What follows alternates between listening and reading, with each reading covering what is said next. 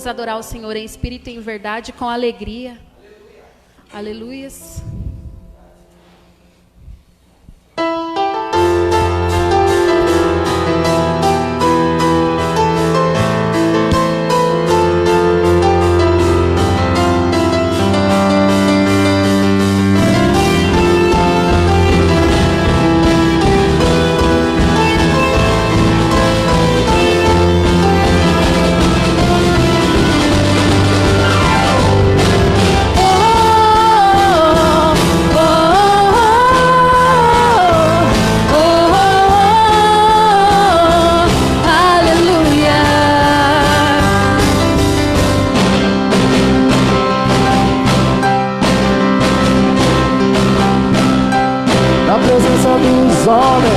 Na presença dos anjos sempre eu te louvarei, te louvarei.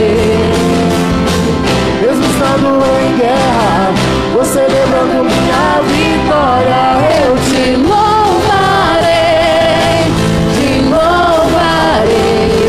sobre toda a terra, novo som se ouvirá.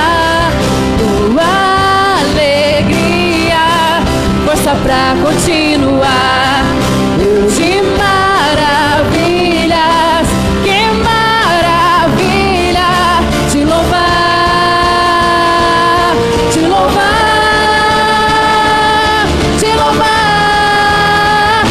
Eu entro na sua presença pra receber o seu poder, e quanto mais o tempo passa, mais quero ver.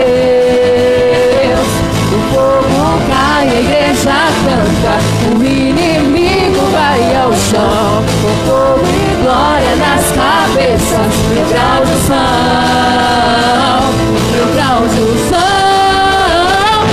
Som da festa vai surgir, tua glória descerá, se ouvirá um novo som de aleluia. Som da festa vai surgir, tua glória descerá, se ouvirá um novo som de aleluia, aleluia.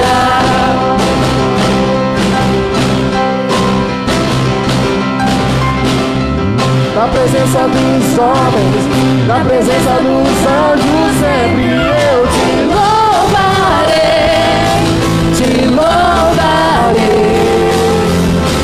Mesmo estando em guerra, você lembrando minha vitória, eu te louvarei,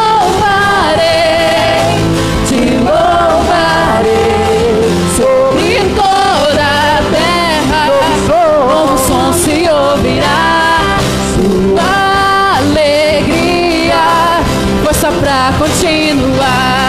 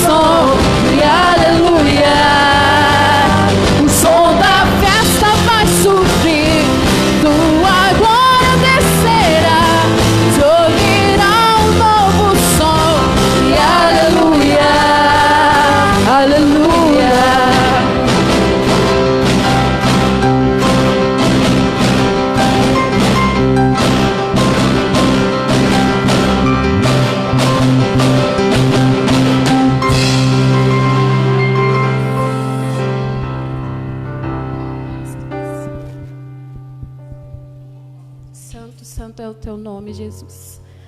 Vemos essa noite aqui te adorar, Senhor, em espírito e em verdade, Deus. Que o Senhor possa estar habitando nos nossos corações. Queremos ouvir a Tua voz. Oh, aleluias. Queremos ser atraídos, Senhor, pelo Teu fogo, Deus. Que nós venhamos essa noite aqui te adorar, te buscar, Pai.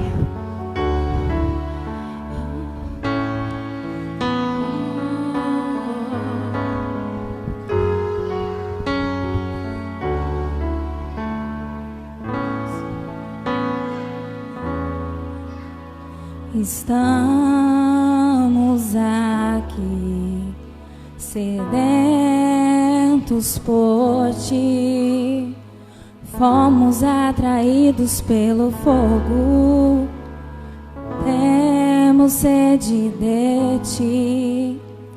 Estamos aqui, sedentos por Ti, fomos atraídos pelo fogo, temos sede de Ti.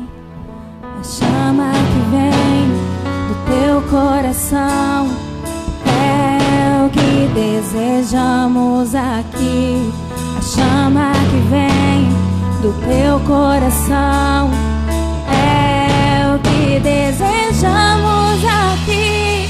Deixa queimar, deixa a Tua glória inundar esse lugar. Deixa queimar, deixa a Tua glória inundar esse lugar.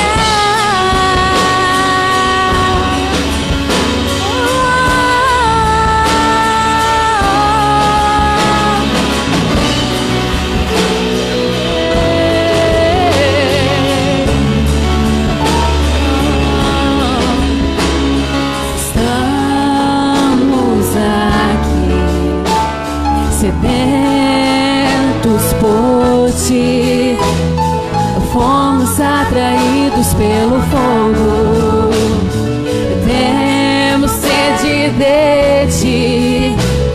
Estamos aqui, sedentos por Ti, fomos atraídos pelo fogo, sede de Ti. A chama que vem do Teu coração é o que desejamos aqui. A chama que vem do Teu coração é o que desejamos aqui. Deixa queimar, deixa a Tua glória inundar esse lugar. Deixa queimar, deixa a Tua glória inundar esse lugar. Deixa queimar.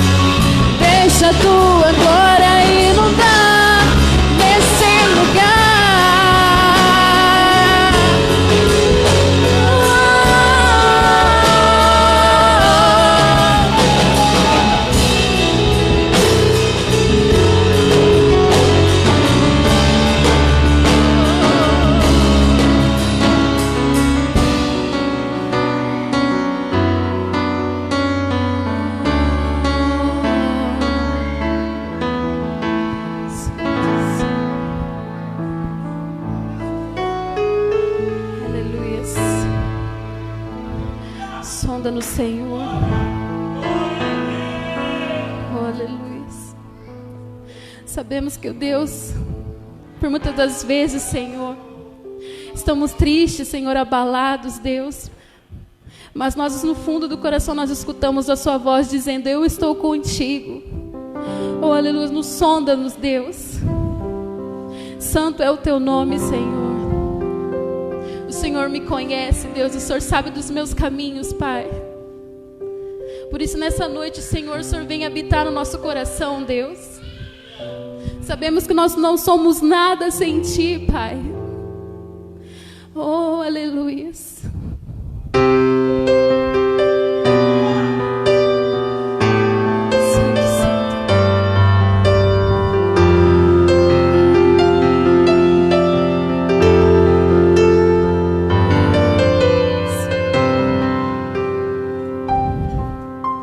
Sonda-me, Senhor, quem me conhece, quebranta o meu coração.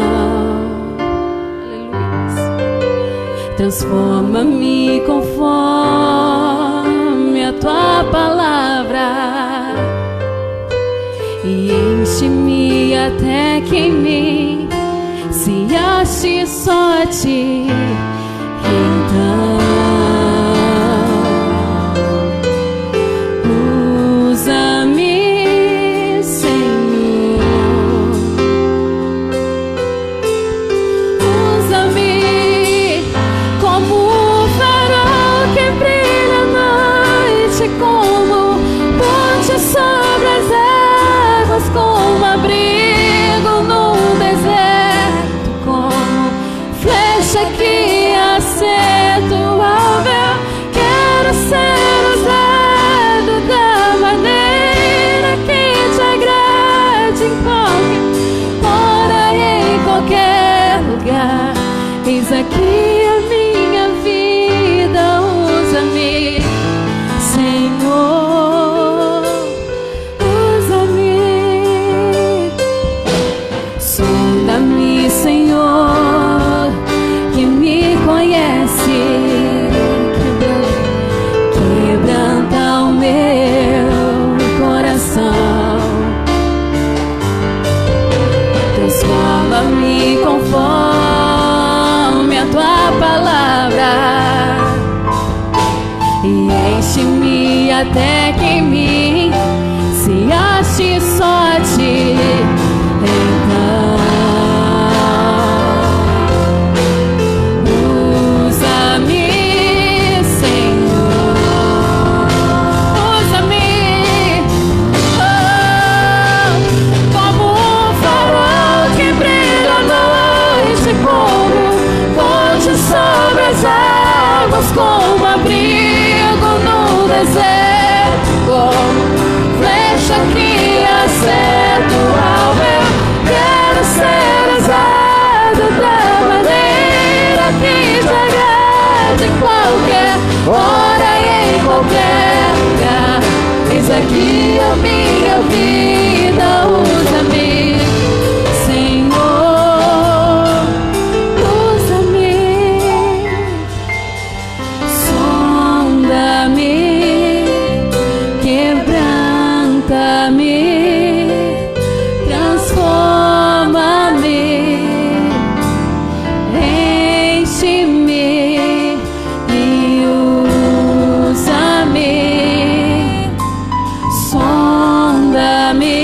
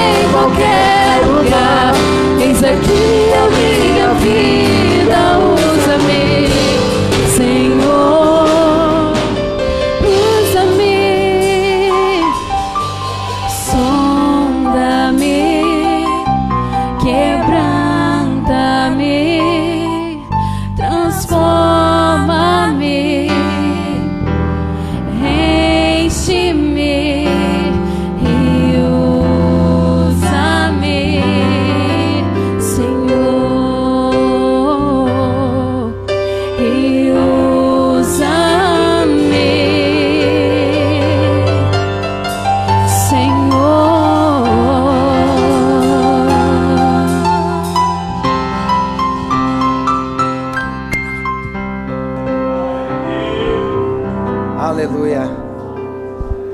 Glória a Deus. Aleluia. Glória a Deus. Graça e paz, irmãos. Você que nos assiste nessa live, você que nos acompanha, que a paz do nosso Deus repouse sobre a sua casa, sobre a sua vida, sobre o seu coração nesses dias, e que você seja visitado pela presença do Eterno nessa noite, amém? Morrendo de saudade dos irmãos, e eu espero que num tempo oportuno, em breve, nós estejamos aqui reunidos no culto público para nós adorarmos a Deus em espírito e em verdade e dar a Ele aquilo que lhe é direito, o louvor, a glória e a exaltação. Queridos, você que é membro dessa igreja, não deixe de dizimar, não deixe de ofertar, continue sendo fiel a Deus. Tá? Eu pensando sobre isso essa semana e me veio à mente algo muito interessante, porque a maneira como nós medimos a relação, ela tem muito a ver com essa questão da fidelidade, né? Em momentos de crise, em momentos desafiadores é que nós conseguimos medir de fato qual é o valor de uma relação, né? E aqui a gente poderia traçar um paralelo com o casamento, por exemplo. Os casamentos abençoados não são aqueles que não passaram por nenhuma crise ou problemas no decorrer da sua história, mas são aqueles que, quando passaram a crise, externaram o verdadeiro amor que um dia eles expressaram no altar diante de Deus. Eles externaram a aliança e foram fiéis àquilo que um dia eles verbalizaram diante do Senhor. E isso diz respeito também à nossa vida com Deus e à nossa relação com o nosso Senhor. Por quê? Porque no momento adverso como esse em que nós vivemos, em que nós estamos passando por tantos desafios de natureza socioeconômica, é comum nós sermos levados ao medo e sermos desconstruídos na nossa fé. Veja, o que definirá a qualidade da minha relação com Deus está intrinsecamente ligado a esses dias de desafios e, por que não dizer, crises, porque é nessa hora que eu vou expressar o verdadeiro amor que eu tenho para aquele que eu verbalizo todas as vezes em que eu canto dizendo a Ele que a minha vida o pertence. Então você que é membro dessa comunidade, continue dizimando, ofertando, não permita ser roubado e desconstruído na sua fidelidade, amém? Vamos para a palavra? Eu quero que você abra a sua Bíblia no livro de 2 Reis. Eu quero começar uma série de mensagens hoje, e o título da série é Um Deus Missionário. O título da série hoje é Um Deus Missionário, e o tema da mensagem de hoje é uma visita de Deus. O tema da mensagem de hoje é uma visita de Deus. 2 de Reis, o texto é muito conhecido por todos nós, e eu espero em Cristo que o Senhor fale ao nosso coração e nos traga muitas revelações acerca desse texto e disso que eu me proponho a expor aos irmãos essa noite. 2 de Reis, o capítulo é o 5, o verso é o de número 1, nós vamos ler até o verso de número 8, que é onde acontece o primeiro desenrolar dessa história. 2 de Reis, o capítulo é o 5, verso de número 1 até o número 8. Alguém me perguntou essa semana, pastor, por que nós não voltamos com os cultos presenciais?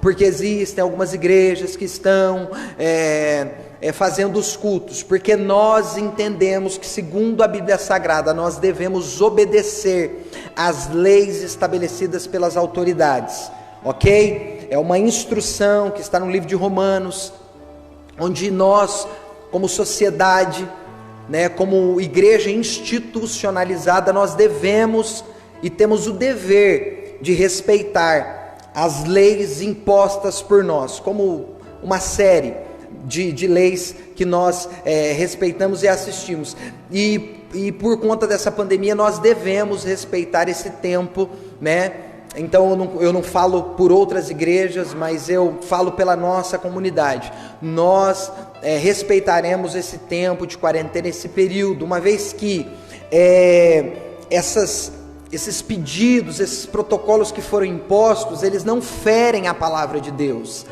ok? Eles não roubaram de nós a nossa liberdade religiosa, a nossa liberdade de expressar a nossa fé. Você não precisa estar no prédio da igreja para adorar ao nosso Deus. É bem verdade que Deus pensou nisso e por isso existe a igreja. Mas uma vez que há essas impossibilidades, nós podemos adorá-lo em espírito e em verdade onde nós estivermos.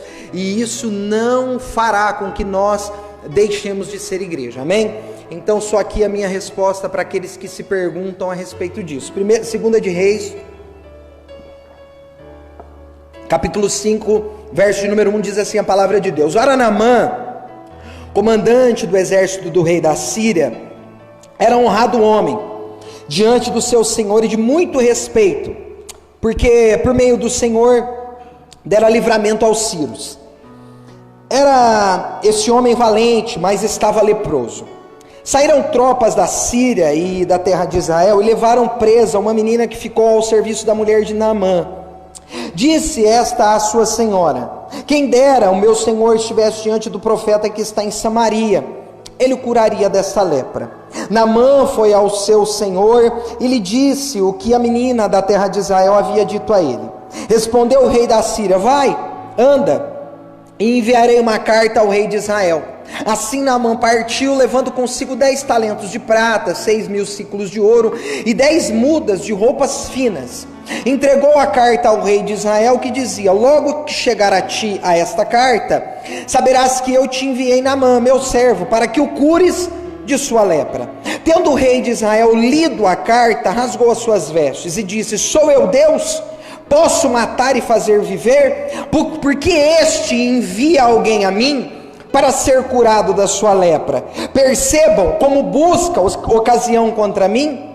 Quando Eliseu, homem de Deus, ouviu que o rei de Israel rasgara as suas vestes, mandou dizer ao rei: por que rasgastes as tuas vestes? Deixe-o vir a mim, e saberá que ainda há profeta em Israel. Graças a Deus. Vamos orar. Pai, nós te louvamos, te exaltamos e te glorificamos, ó Deus. Nós clamamos e pedimos para que o Senhor fale ao nosso coração, para que o teu Espírito ilumine os olhos do nosso entendimento, para que compreendamos aquilo que tu queres falar ao nosso coração. Que seja uma noite de encorajamento, ó Deus, que o Senhor deixe claro o motivo pelo qual nos transportastes do império das trevas para o reino da luz do Filho do seu amor, e que a missão na qual foi outorgada a todos nós que nascemos em Cristo de novo, seja por nós entendida, compreendida, vivida, e que assumamos diante do Senhor essa responsabilidade. Coloque as tuas palavras em nossos lábios, e que esses dias que antecipam o tempo do fim, sejamos, ó Deus, evangelistas, como Paulo disse a Timóteo: prega em tempo e fora de tempo, insista, Pai, que façamos o trabalho do bom evangelista, que cumpramos a missão, e que como igreja, ó Deus, em nome de Jesus, nos revistamos da grande comissão dessa responsabilidade, que através de nós haja cura, haja libertação, haja salvação, que pessoas sejam alcançadas pelo evangelho da graça, que pessoas sejam curadas, aqueles que estão envoltos de cadeias espirituais, que não vem, ó Deus, uma saída, ó Pai, que o Senhor nos use para iluminar a estrada na qual essas pessoas estão trilhando, e que elas comecem a confeccionar os seus pensamentos na luz e não mais nas trevas, que o amor do Senhor através de nós seja reverberado, e que servamos ao Senhor através do outro, para que o seu amor, ó Deus, seja por eles experimentado, que o teu nome seja engrandecido nesses dias, através de nós, dentro dos nossos lares, por louvor da tua glória. Amém, amém. Queridos, uma visita de Deus, a série É um Deus Missionário. Startamos hoje essa série que eu quero trabalhar alguns princípios cristãos contigo.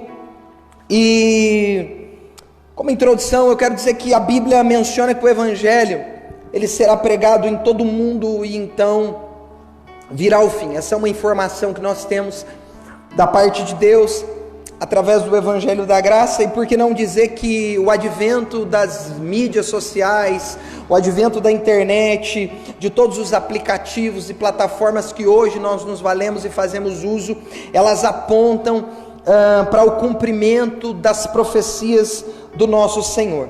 E mesmo nesse tempo, com todo o avanço conquistado, nós sabemos que existem pessoas e países que ainda precisam serem alcançados pela palavra de Deus. E o fato é que de perto ou de longe, Deus está realizando a sua obra no meio dos homens. Ainda que a nós não seja perceptível todo o agir de Deus sobre o globo, mas é um fato de que o Senhor está agindo, operando no meio de povos, de todas as nações, tribos, línguas, a fim de trazer os teus filhos próximos dele.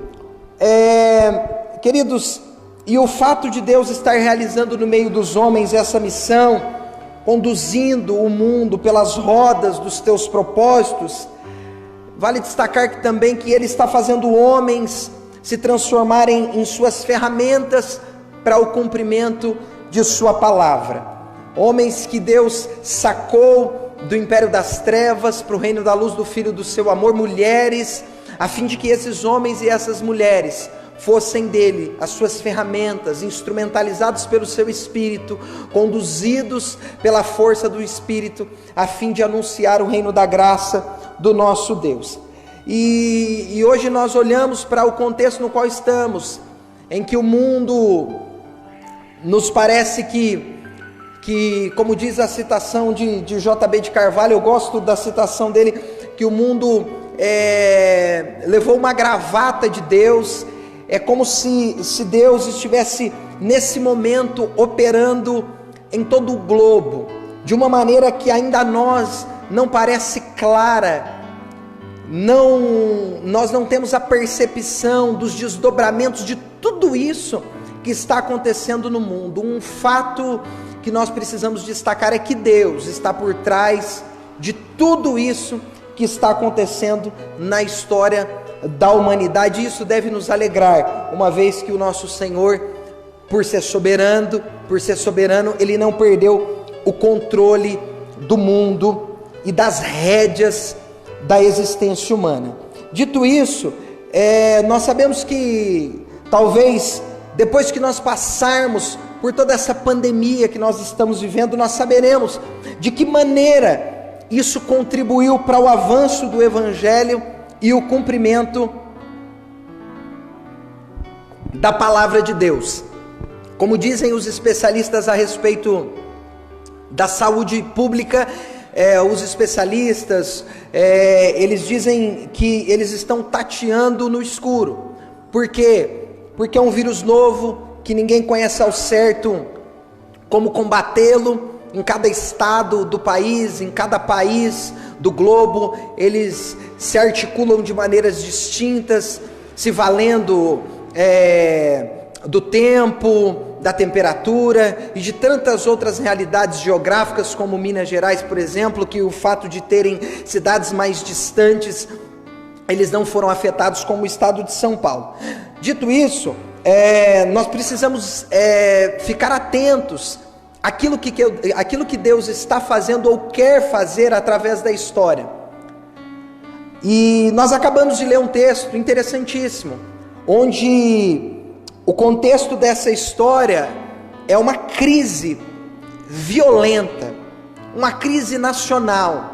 O povo de Deus havia se afastado de Deus, eles haviam se prostituído com outros deuses, e Deus agora vai usar o povo inimigo, os seus algozes, aqui no caso os sírios, para serem vara de disciplina nas mãos do próprio Deus. Havia uma crise nacional, uma crise em Israel, E os sírios agora eles vão invadir Israel e vão tomar Jerusalém de assalto, vão saquear as casas e levar cativo muitas pessoas. O que eu acho interessante na história em que o autor está escrevendo, é que apesar de nós estarmos falando de uma das potências mais poderosas daqueles dias, o autor ele não aponta para o poderio bélico daquela nação, o autor não se atenta à força de guerra que aqueles homens tinham, homens valentes de guerra, que já vinham destruindo outras nações com a permissão, claro, de Deus. E Deus não vai se ater àquilo que está sendo destruído na cidade de Jerusalém, no tocante àquilo que tinha valor físico, mas o autor vai fazer questão, isso eu acho lindo e belo, e é uma das coisas que a Bíblia faz questão de salientar, e por isso a série do Deus missionário, um Deus que sobretudo ele se importa com pessoas com vidas, ele ama aqueles que são a sua imagem e a sua semelhança. Diante de toda a beleza que nós contemplamos no mundo, nada disso tem valor para Deus, senão os teus filhos que são feitos a sua imagem e a sua semelhança. A Bíblia nos revela que Deus enviou o seu Filho ao mundo, para que ele resgatasse, reconciliasse consigo o mundo, mas o mundo ali aponta para as pessoas, não tem a ver com coisas, não tem a ver com nenhuma beleza que não fosse a expressão da imagem do ser de Deus, que é o próprio homem, revelado no livro do Gênesis, a sua imagem e a sua semelhança.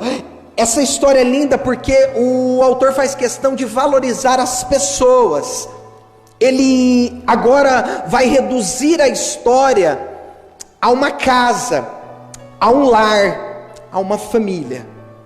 Ele vai olhar para essa história e ele não vai citar a força síria, ele não vai falar a respeito dos guerreiros sírios, ele não vai falar a respeito das riquezas que Israel possuía, senão somente das pessoas que estavam envolvidas nessa acachapante história de conflito nacional. E agora ele vai falar aqui, e o texto vai nos apresentar no capítulo 1, no versículo de número 1 e no versículo de número 2, em meio a esse conflito, ele vai nos apresentar uma família, que é a família de Naamã, sua esposa, e também uma jovem menina, que faz parte desse enredo, desse episódio, que num primeiro momento, parece que essa menina, ela foi conduzida à casa de Naamã, trazida como escrava de Israel, simplesmente porque fazia parte dos planos sírios. Mas por trás desses bastidores, quando nós lemos todo o texto, nós percebemos que Deus estava conduzindo toda essa história, que nesse episódio Deus interfere, intervém, Ele põe a sua mão, a fim de que aquela família, escute isso, aquela casa fosse visitada por Ele, expressado na figura daquela menina, daquela pequena jovem que estava ali como cativa. Queridos, o verso número 2 diz: saíram tropas da Síria e da terra de Israel e levaram presa uma menina que ficou ao serviço da mulher de Naamã. Perceba, essa menina, essa jovem que entra na casa de Naamã aprisionada, o texto faz questão de mencionar que ela era uma prisioneira, não dá nome à menina, aleluia, ela não tem nome, ela simplesmente é conhecida como a escrava, a prisioneira, porque o autor do texto quis nos ensinar que mais do que o título que eu carregue, é a função que eu exerço quando Deus me chama e me convoca para alguma missão. E essa menina agora ela está dentro da casa de Naamã, ela está presa, ela está algemada, ela é a prisioneira. Só que quando nós olhamos para essa menina, nós lembramos de uma figura que muito se parece com ela no Novo Testamento. E a figura que se parece com ela é Cristo. Porque essa menina, ela é um tipo de Cristo. Sabe por quê? Porque mesmo não tendo aparência nem força, ela divide a história da casa de Naamã. Eu vou falar de novo, com calma, para você pegar e dar glória. Essa menina, ela entra na casa de Naamã aprisionada. O texto de Filipenses, no capítulo 2, vai dizer que aquele que é Deus, ele não usurpou o ser igual a Deus, esvaziou de si mesmo e tomando a forma de servo, ele enfrentou a morte foi de cruz. Ele sentiu dor, ele sentiu fome, ele sentiu sendo-se desprezado e ressentido, nem com isso ressentia. O fato é que essa moça, ela tipifica, ela lembra, ela aponta para a figura do Cristo, que quando veio ao mundo, veio aprisionado em um corpo como o meu e o seu, inclinado ao pecado, mas sendo Jesus homem, ele venceu todos os desejos e prazeres do seu coração, porque ele tinha na mente a convicção e o motivo pelo qual ele foi enviado à terra.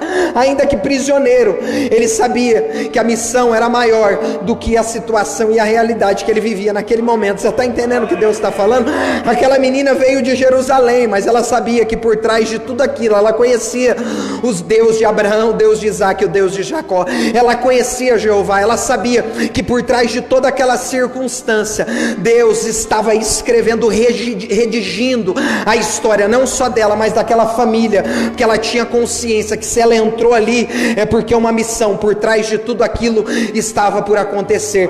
E ela vem, ela não tem expressão, ela não tem força, é o Cristo, é aquele que nós olhamos para ele, diz o profeta Isaías, e não vimos nele beleza alguma.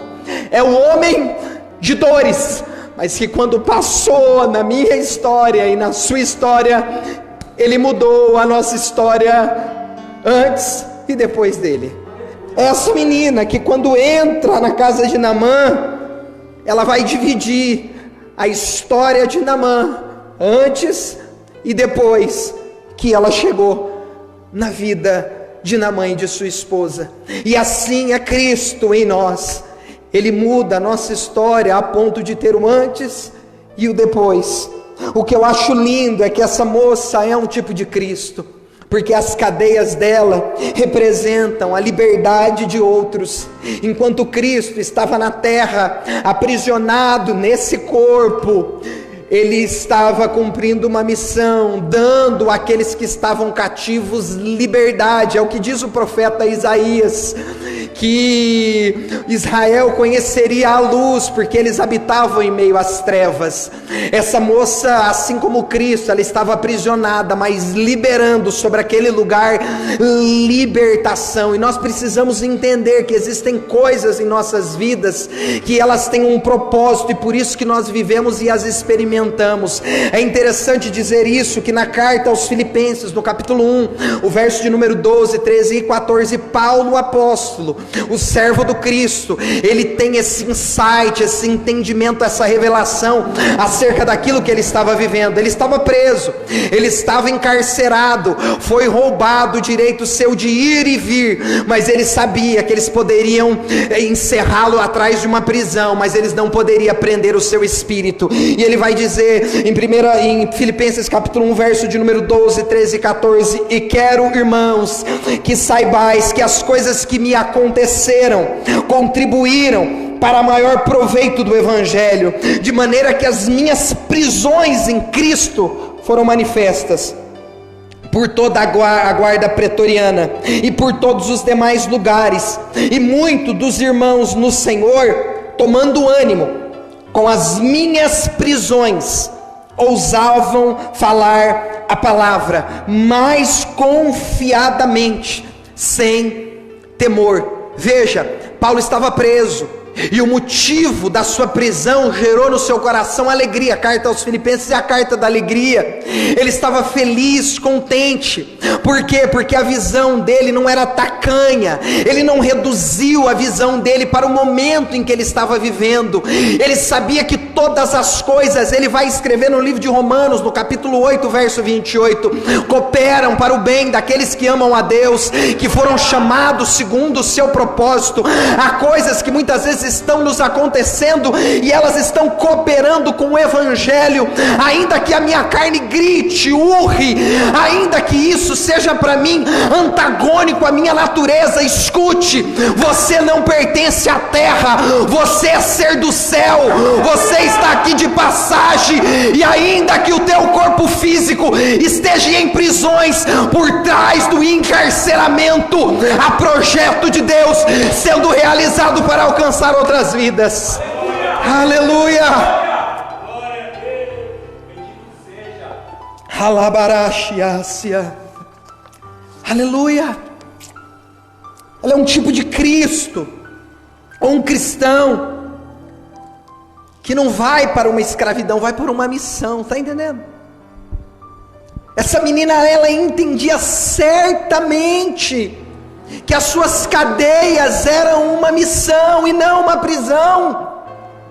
Paulo fez da sua prisão um escritório para redigir novas cartas, para ter com Deus intimidade, comunhão. Lembra-te que quando Paulo estava preso, à meia-noite eles começaram a adorar e toda a cadeia foi chacoalhada pelo poder de Deus, porque as cadeias nas quais Paulo estava não podiam roubar dele aquilo que ele entendia como missão. E nós precisamos aprender, queridos, que em muitos momentos nós sofreremos, nós padeceremos, nós guerrearemos, nós seremos lançados nas arenas de desafios, e por trás de todo esse cenário, o nosso Senhor, o nosso Deus, Ele está conduzindo a nossa vida e fazendo com que nós reverberemos a sua face, o seu perfume, e inspiremos pessoas. Essa menina entendia que a sua escravidão não passava de uma missão, e nós precisamos aprender com Deus, que mesmo os meus dias mais difíceis, que mesmo diante de cenários desencorajadores, eu preciso entender que por trás dessas realidades há uma missão a ser por mim realizada, experimentada, vivida. Quando nós olhamos para a Babilônia, nós lembramos de Daniel,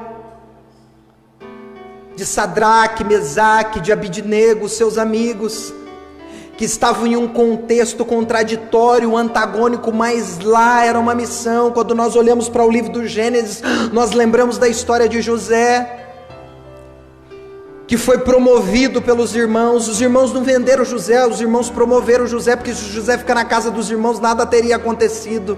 Mas para José chegar no reino, no trono, ele precisou passar por um processo, porque tem gente que quer experimentar trono, mas não quer experimentar processo. Tem gente que está te aplaudindo porque você está no trono, mas não quer viver o processo que você viveu. Queridos, não tem receita mágica. A vida cristã é experimentada diariamente para cada um de nós. Deus reservou uma porção de graça, porque cada dia será mal nos seus desafios a serem por nós vividos. Nós precisamos entender isso. Essa moça sabia que a escravidão dela não passava de uma missão, e eu gosto de Atos 20, 24, quando diz assim, olha isso: todavia não me importo, nem considero a vida de valor algum para mim mesmo. Atos 20, 24. Se tão somente puder terminar a corrida e completar o ministério que o Senhor Jesus me confiou de testemunhar do evangelho da graça de Deus.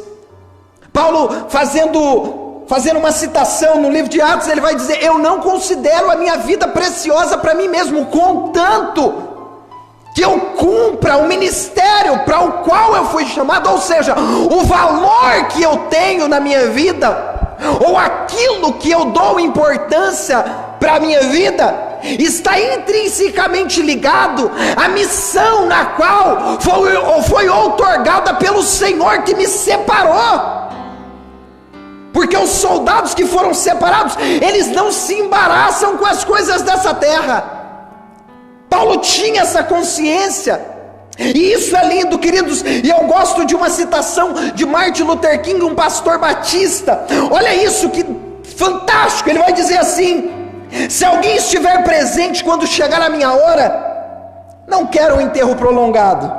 Se alguém fizer um elogio fúnebre, digam-lhe que não fale demais. Às vezes penso no que eu gostaria que a pessoa dissesse. Digam-lhe que não mencione que eu tenho o prêmio Nobel da Paz. Isso não é importante. Diga-lhe que não fale da universidade onde estudei.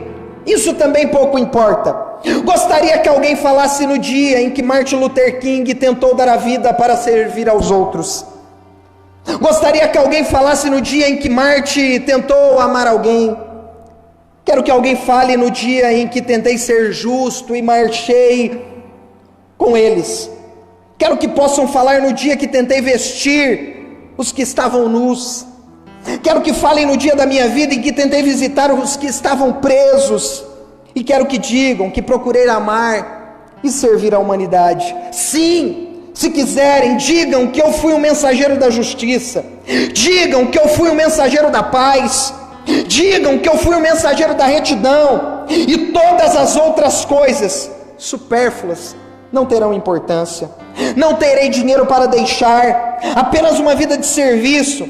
Se puder ajudar alguém à minha volta, se puder alegrar alguém com uma palavra ou uma canção, se puder mostrar o caminho a alguém que está andando errado, não terei vivido em vão.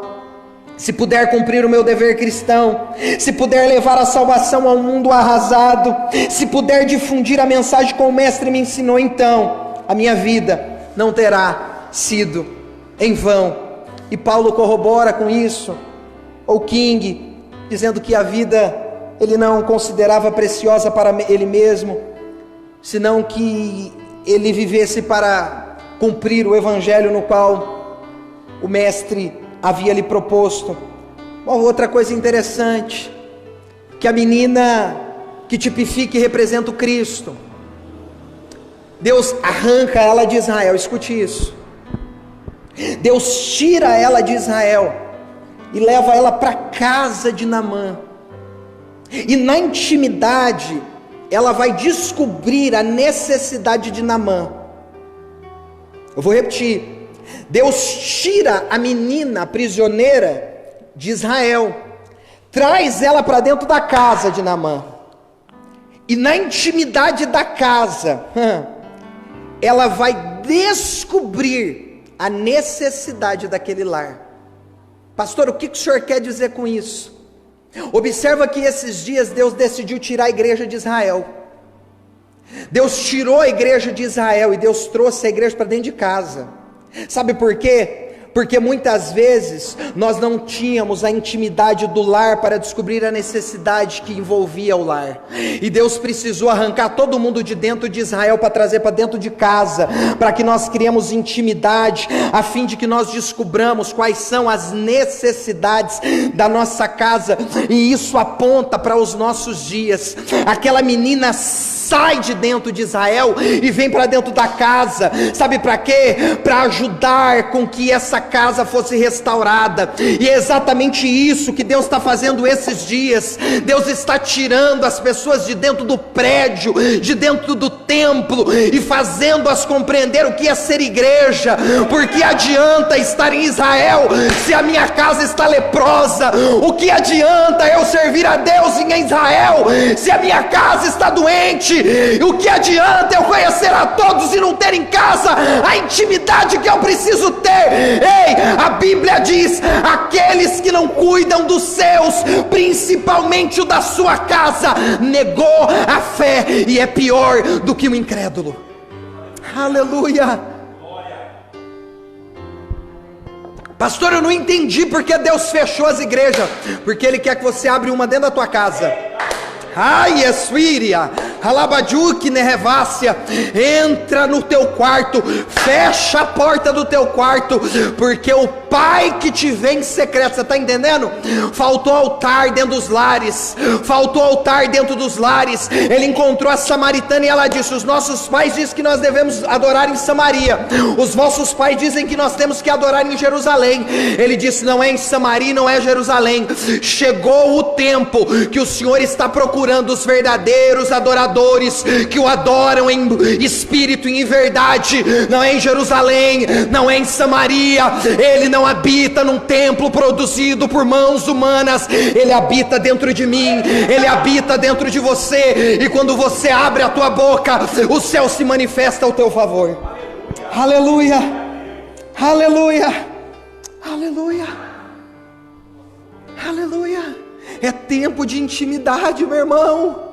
É tempo de intimidade, minha irmã. É tempo de você olhar para dentro do teu lar e permitir com que Deus use a sua vida para estancar as feridas, para curar os traumas, para pôr à mesa os corações e tratar aquilo que para você parecia intratável. É tempo de cura, é tempo de restauração. O Senhor quer habitar no meio da tua família. Quando Ele encontra o gadareno e o gadareno é curado, o gadareno vai pisar dentro do barco e Ele fala: tira o pé, tira o pé. Não, Senhor, o Senhor tem 12, agora tem 13, porque eu vou com o Senhor até onde o Senhor quiser, eu não preciso. Você tem uma missão maior do que me seguir. Você tem uma missão maior do que andar com os 12. Volta lá na tua casa, anuncia tudo aquilo que eu fiz por você. A samaritana voltou em Samaria e ela ganhou quase toda a cidade de Samaria. Sabe por quê? Porque a minha casa aponta para a missão que Deus colocou nas minhas mãos. Já que estava todo mundo alheio, indiferente com a missão que Deus deu, Deus precisou nos trazer prisioneiros de Israel para dentro de casa. Porque se dependesse de você, estava na igreja. Se depender, tem pastor que é teimoso, está fazendo culto, eu não sei porquê. Eles dizem que é por causa da fé, eu desconfio. Eu desconfio. Mas tudo bem. Já que você não quer, eu vou te levar prisioneiro para dentro da tua casa, porque eu preciso te mostrar as lepras que lá existem. Porque depois que você descobrir a lepra e ter com eles intimidade, eles vão te ouvir e obedecer a direção que você vai dar a eles. Eita Deus, isso não tem no Google. Tem no Google. Eu vou falar de novo. Quando você tiver intimidade dentro de casa, porque você abandonou Jerusalém obrigatoriamente, Deus vai permitir com que aquilo que você fale tenha peso de palavra de Deus. E eles ouçam a sua instrução e obedeçam aquilo que você dirá a eles. Eu vou te provar no texto, verso de número 3 do capítulo 5, diz assim, ó: disse esta sua senhora, quem dera o meu senhor estivesse diante do profeta Eliseu, lá em Samaria, porque certamente ele seria curado dessa lepra.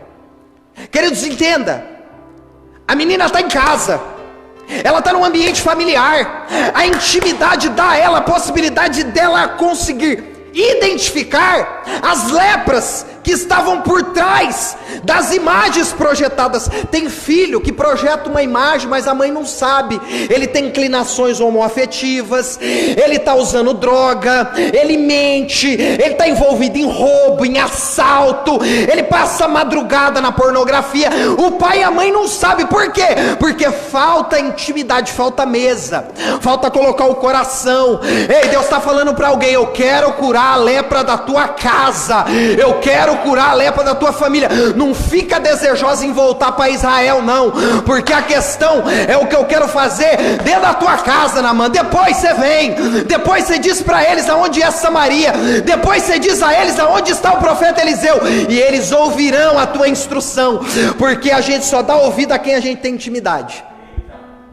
Ela fala: quem dera se o meu Senhor conhecesse o profeta Eliseu de Samaria, ele seria curado. Sabe, queridos, ela sabia que aquela situação em Samaria havia resposta. Quantas vezes nós queremos indicar o lugar onde há resposta para as pessoas, só que nós não temos com elas intimidade. Ela sabia o lugar da resposta, igual eu e você. Nós sabemos que o lugar da resposta é Samaria. Nós sabemos que o lugar da resposta é Israel. Nós sabemos que Deus opera na igreja, que um lugar como esse é um lugar de cura, é um lugar de libertação, é um lugar de transformação. Nós sabemos disso. Ela também sabia. Só que a diferença é que ela precisou ter intimidade para apontar o lugar. Ela esperou o tempo oportuno para indicar Samaria. Você está entendendo? Ela esperou o momento oportuno para indicar Samaria como local da cura. Talvez Deus está permitindo esse tempo dentro da tua casa, esses dias de quarentena, de intimidade obrigatória, para que você identifique as realidades, para que você se conecte emocionalmente com aqueles que te cercam, vencendo a indiferença, porque a religião faz isso conosco. Nós somos indiferentes com aqueles que não professam a mesma fé que nós. É um automático. E nesse tempo de intimidade, você vai observar a necessidade, e no tempo oportuno, quando Samaria se abrir de novo, quando Israel se abrir de novo, você vai dizer a essas pessoas: quem dera se você conhecesse o profeta de Samaria. Sabe essa lepra que você está vivendo? Você seria curado dela. E sabe o que vai acontecer, queridos? Essas pessoas darão a você ouvidos, elas considerarão a sua direção. Você está entendendo o que Deus está falando aqui? Aproveita esses dias para você se conectar com a tua família, com pessoas que você ama. Crie intimidade, observe quais são as necessidades e aquelas nas quais você entende que Samaria tem resposta. Espera em oração, aguarda no tempo oportuno. Você diga: vamos para Samaria comigo conhecer Eliseu. Você está entendendo o que Deus está dizendo aqui simbolicamente, amados? E sabe o que é interessante, meu irmão? Que todas as vezes, escuta isso, para você não perder aqui o teu encorajamento de viver essas realidades. Eu estou indo para o final. Sabe o que eu acho interessante? Que todas as vezes que nós nos atentamos a essas realidades, nós encontraremos com algumas dificuldades, algumas objeções. Olha o verso de número 7 do capítulo 5, que interessante. Tendo o rei de Israel lido a carta, rasgou as suas vestes e disse: sou eu Deus? Posso matar e fazer viver? Por que este envia alguém a mim para ser curado da sua lepra? Percebam como busca ocasião contra mim. Entenda o que está acontecendo aqui, só o plano de fundo para você entender o que eu falo. Naamã ouve a direção da menina através da tua esposa, e ele vai agora passar ao rei da Síria essa informação, para que o rei ficasse sabido do que estava acontecendo e desse a ele algum parecer. O rei diz a ele: vá até Samaria, faças isso, e darei a você uma carta para que você apresente ao rei de Samaria.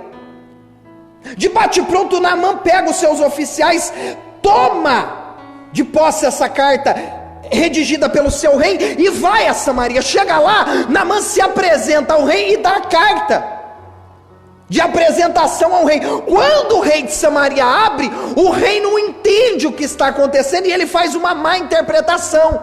A carta dizia: estou enviando para você Naamã e peço para que você o cure. Entenda, Naamã sai de casa com uma informação: qual? Vá a Samaria e procura quem? Eliseu.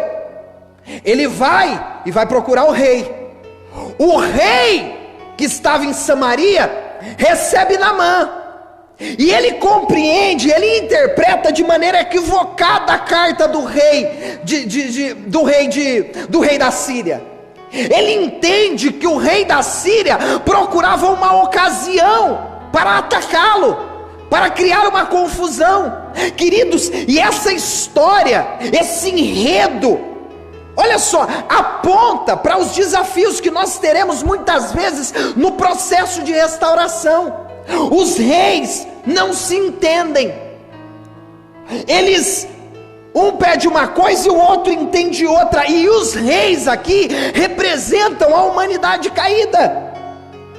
E é importante nós estarmos atentos que no meio da graça de Deus pode haver confusões e incompreensões, pois elas serão inevitáveis. Observa que começa um motim ali no coração do rei. O rei rasga as vestes, que simboliza desespero, contrição, espanto, humilhação. Ou seja, aquilo que parecia ser uma instrução de Deus para abençoar Naamã estava suscitando uma espécie de problema de nível nacional, porque eles não estavam se entendendo.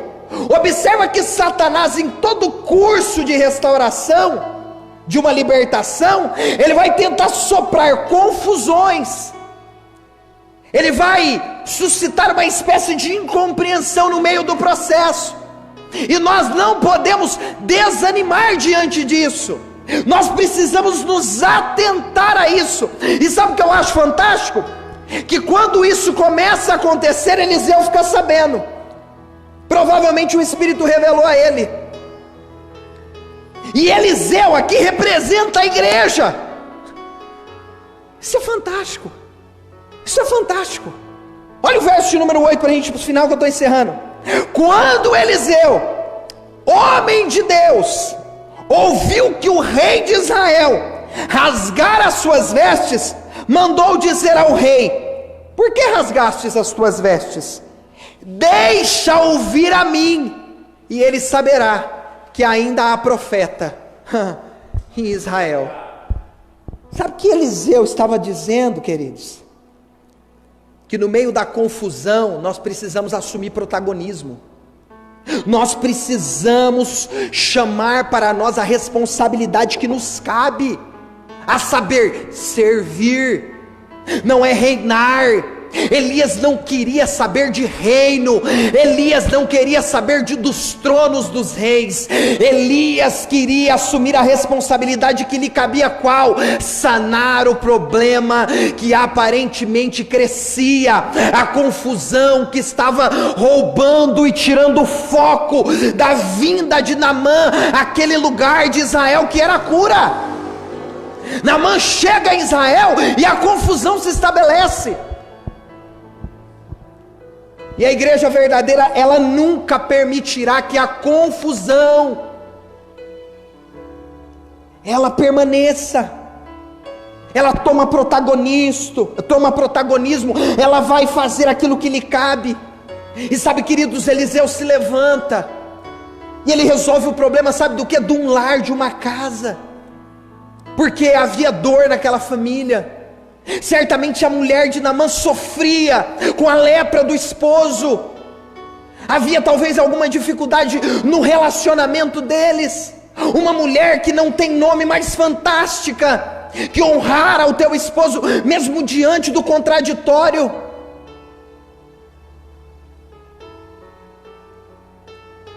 E Eliseu agora vai responder àquela família. Ele vai se levantar e dizer: não precisa rasgar a veste. Para que a confusão? Fala para ele vir até mim. Fala para ele vir aqui. Olha aqui para mim. Escuta.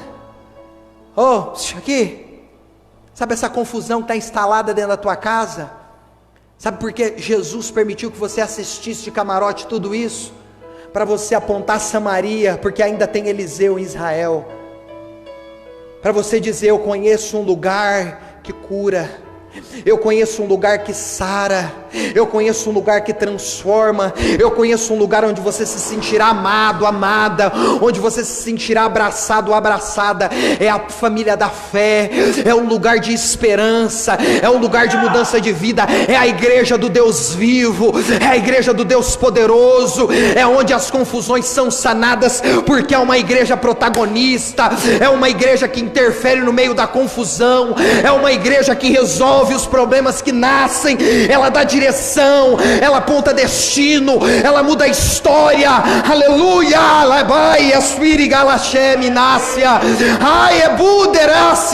Eliseu só não termina com a confusão, Eliseu termina com a lepra também. Sabe por quê? Porque quando a igreja começa a operar, Deus faz a obra por completo. Aleluia! Deus faz a obra por completo. Deus está falando com alguém aqui: eu estou mudando a sua história, a obra que eu comecei, eu vou aperfeiçoá-la até a vida do meu filho. Não te enganes, eu sou contigo, eu estou ao teu lado, eu estou usando o meu servo para dizer: eu te abraço hoje, eu cuido de você hoje, a tua família é minha. Pode subir o louvor. Aleluia. Glória a Deus. A última. Aleluia. Elias resolve, põe fim nas confusões. Se Eliseu é a igreja, aquela menina representa o Cristo. Ela tipifica o Espírito que intercede.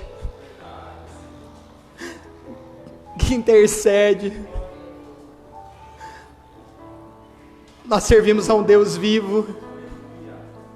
Nós servimos a um Deus vivo. Nós servimos a um Deus vivo. Eu quero declarar para você hoje: nós servimos a um Deus vivo. Talvez o desespero tenha tentado carcomer a tua alma, a preocupação exacerbada, a ansiedade de não saber como será o amanhã. Ei, descansa, porque o amanhã me pertence, diz a boca de Deus. Descansa, descansa. Eu estou curando as lepras da sua casa. Eu te encarcerei esses dias obrigatoriamente para que você tenha com o teu povo intimidade, para que as lepras sejam repelidas e o meu nome seja exaltado. É lindo que quando termina a história, Naamã é purificado, ele volta na casa de Eliseu, ele chama Geazi e diga: chama Eliseu para mim. Quando Eliseu sai, ele faz uma citação: hoje eu descobri. Vamos para o texto, para a gente ir embora, vamos para o texto, que esse texto é lindo, me saltou aos olhos agora isso. Olha o que diz o texto, a minha outra versão eu grifei. Olha isso, que tremendo. Olha isso. Era aí que eu vou achar aqui. Então voltou Naamã ao homem de Deus, ele e toda a sua comitiva, veio, pôs-se diante dele e disse: agora reconheço que em toda a terra não há Deus, senão em Israel. Talvez a sua família teve experiências religiosas. Talvez as pessoas que estão ao seu redor, os filhos, os netos, os sobrinhos, o esposo, os seus familiares, eles buscaram transcendência, porque o nosso espírito busca por transcendência. O homem, ele tem uma fome de eternidade de Deus, porque a Bíblia diz que no homem foi imputado a eternidade. Os índios que nunca conheceram os brancos, eles adoram aos céus, ao sol, à lua. Ninguém disse a eles que eles precisavam adorar, mas a natureza deles anela por adorar um ser. Paulo, apóstolo, estava em Atenas, e ele vai dizer: vocês servem a um Deus que vocês não conhecem. Vocês estão em busca de um Deus, e o Deus desconhecido é o Deus que eu tive um encontro na estrada de Damasco. Queridos, entenda, observa o cenário e o enredo. Deus envia aquela moça, que representa o Espírito, Cristo, um homem, uma mulher de Deus, que entende a sua missão, para que na ponta de tudo isso, ele recebesse dos lábios de Naamã a adoração. Naamã vai ficar tão impactado que ele vai pegar uma carroça e encher de terra, e vai dizer: eu quero levar inclusive as terras de Israel. Talvez havia um costume naquela época dos altares serem construídos sobre alguns morros de terra, e talvez, quem sabe, a ideia de Naamã era construir um altar ao Deus verdadeiro, porque quando nós temos um encontro com Ele, o que nos resta é adorá-lo na beleza da sua santidade, porque haverá em nós um senso de gratidão por tudo aquilo que Ele fez por nós. Eu quero chamá-lo e convidá-lo a adorar a Deus agora. Nós temos a oportunidade, onde nós estivermos, porque Ele é Deus de perto e Ele é Deus de longe, de o adorarmos na beleza da tua santidade. Feche os teus olhos, comece a agradecer a Deus, a adorá-lo, porque Ele é bom, Ele é fiel. Deus, nós te louvamos, Pai, nós o exaltamos. Assim como disse Naamã, não há outro Deus senão somente o Senhor. Não há Deus semelhante a Ti. Nós servimos a Ti, ó Deus, e nós confiamos no Senhor. Declaramos que o Senhor é o nosso tesouro. Tu és a pérola de grande valor. Tu és a nossa vida. Tu és tudo que temos, que possuímos. Nos ensina a servir a Ti, a servir aos nossos irmãos, a amar aquilo que Tu amas.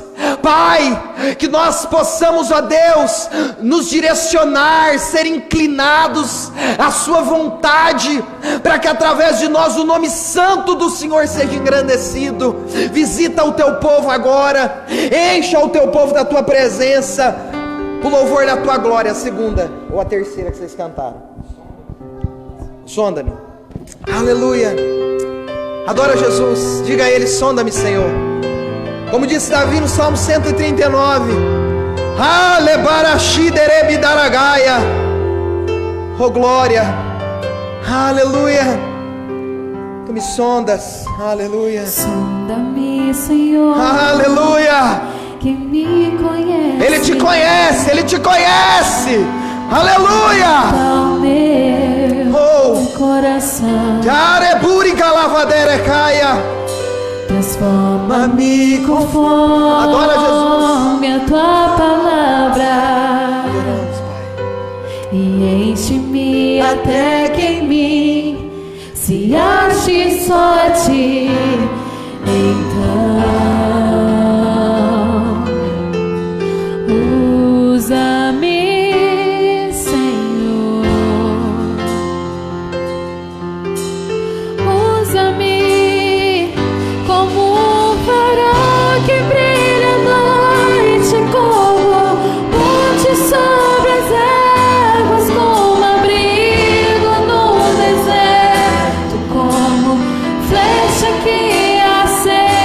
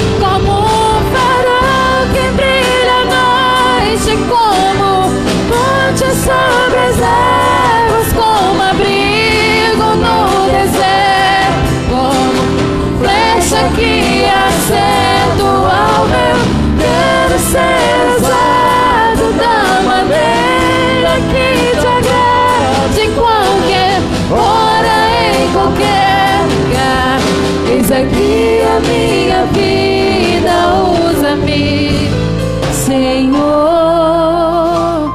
usa-me. Usa-nos, Deus. Usa-nos, Pai. Usa-nos, Jesus. Usa a tua igreja. Usa-nos, senão nós morreremos.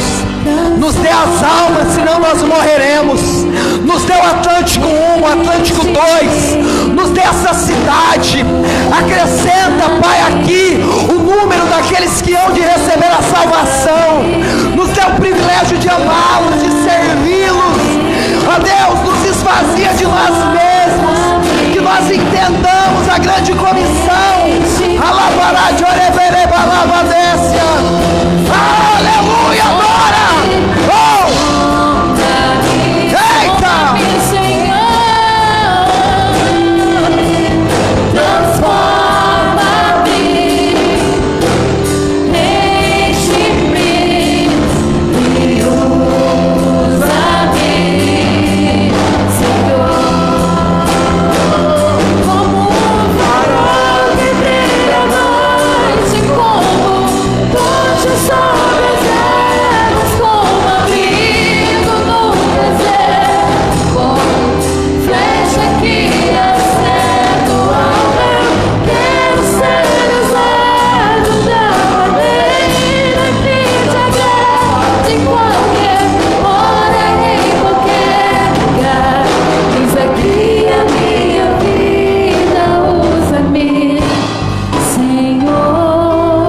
Abençoar alguém? Você quer deixar Deus te usar? Vai lá no dedinho e compartilha. Faz isso, compartilha. Abençoa mais pessoas. Faça com que essa mensagem entre nos lares e que ela possa ecoar na vida e em corações, a fim de que essas pessoas sejam encorajadas e tocadas pelo poder que há na palavra do Evangelho. Um beijo, que Deus te abençoe. Até quarta, no nome de Jesus. Lembrando, nós estamos organizando toda a nossa agenda. É bem provável que depois de junho ou julho nós voltaremos com força total, é a instrução de Deus, e você ficará surpreso com muitas atividades que nós teremos. Nesse momento, fica na sua casa, como disse Jesus aos discípulos: ficai em Jerusalém, até que do alto sejais revestidos de poder. Um beijo, Deus te abençoe, fique na paz, em nome de Jesus.